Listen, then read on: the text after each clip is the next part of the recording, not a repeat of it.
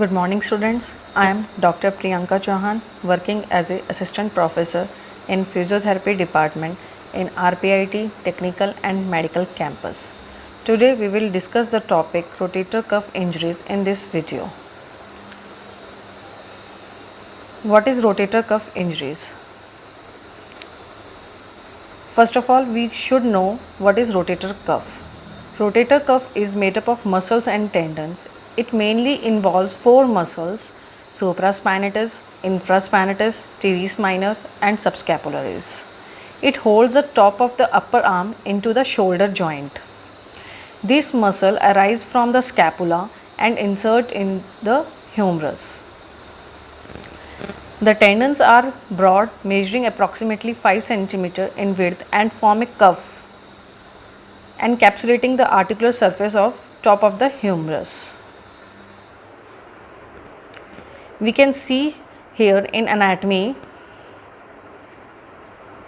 the muscles supraspinatus, infraspinatus and subscapularis and teres minor arising from the scapula and inserting in humerus. Rotator cuff injuries includes tendinitis, bursitis and strain or tear. What is tendinitis?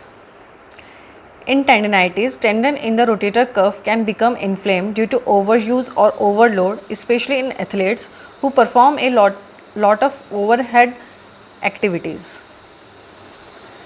Tendinitis में exactly क्या होता है कि जब कोई भी overhead activities की वजह से जब ओवर यूज़ या ओवरलोड होता है तो रोटेटर कफ मसल की टेंडन्स इन्फ्लेम हो जाती है। टेंडिनाइटिस में एक्चुअली रोटेटर कफ मसल के जो टेंडन्स होते हैं वो ओवर यूज़ या ओवरलोड की वजह से इन्फ्लेम हो जाते हैं, वहाँ पे इन्फ्लेमेशन हो जाती है यानी सोजश आ जाती है। जो हमारा वहाँ पे स्पेस होता है सब एक्रोमियल स्पेस जहाँ से ये टेंडन्स पास करते हैं वो नैरो हो जाता है किसी इंडिविजुअल्स में due to shape of different shoulder bones. जो हमारी बोन्स शोल्डर बोन्स की डिफरेंट शेप की वजह से जब हम ओवरहेड एक्टिविटीज़ करते हैं तो वहाँ पे उसका जो स्पेस है वो नैरो हो जाता है और जिसके वजह से टेंडन में इन्फ्लेमेशन हो जाती है। नेक्स्ट आता है बर्साइटिस। बर्साइटिस में जो बर्सा प्रेजेंट होता है शोल्डर जॉइंट और रोटेटर कफ टेंडन के बीच में वो इरिटेटेड और इन्फ्लेम हो जाता है। नेक्स्ट कम स्ट्रेन और tier. Left untreated, tendinitis can weaken a tendon and lead to chronic tendon degeneration or to a tendon tear. Stress from overuse can also cause a shoulder tendon or muscle to tear.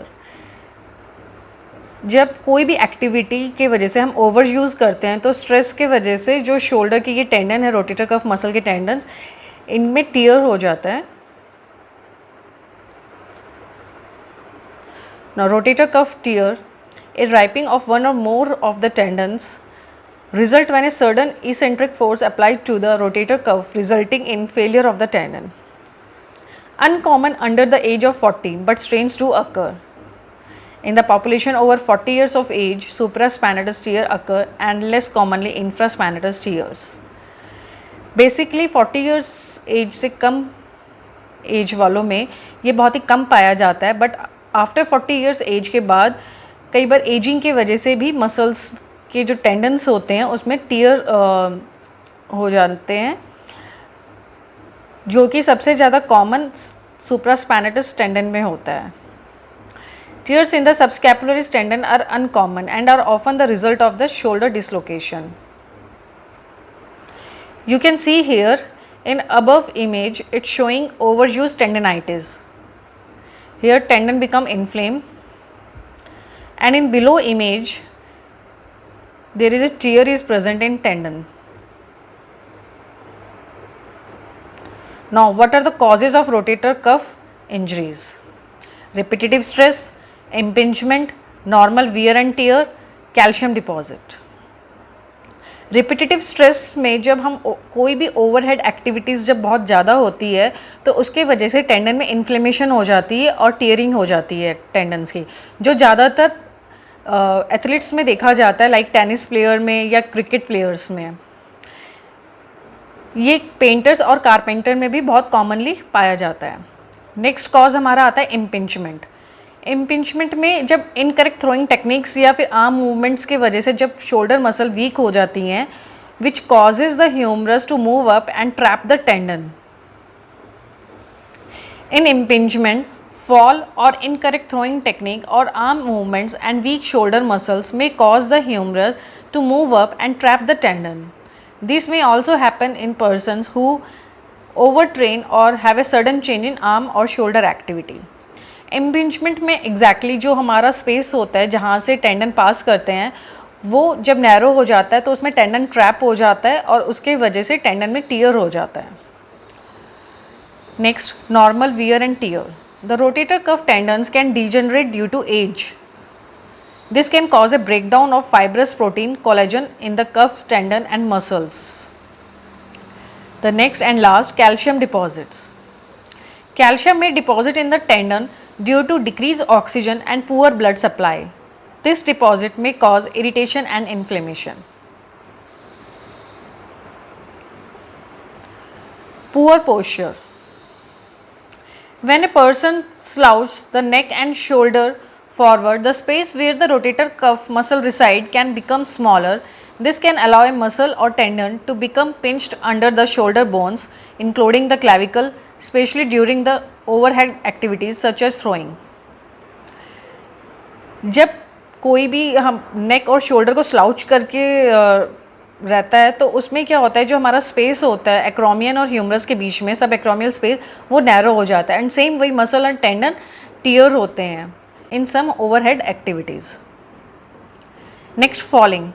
Using the arm to break a fall or falling on the arm can bruise or tear a rotator cuff tendon or muscle.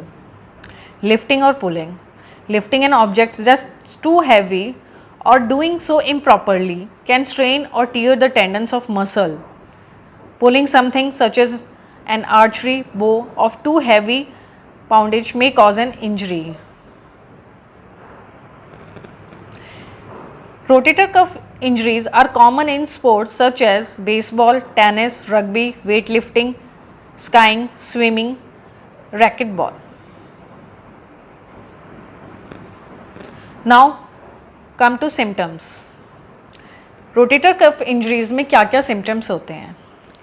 First symptom is pain in the shoulder or arm, especially with arm movement, reaching overhead, reaching behind your back, lifting, pulling और slipping on the affected side.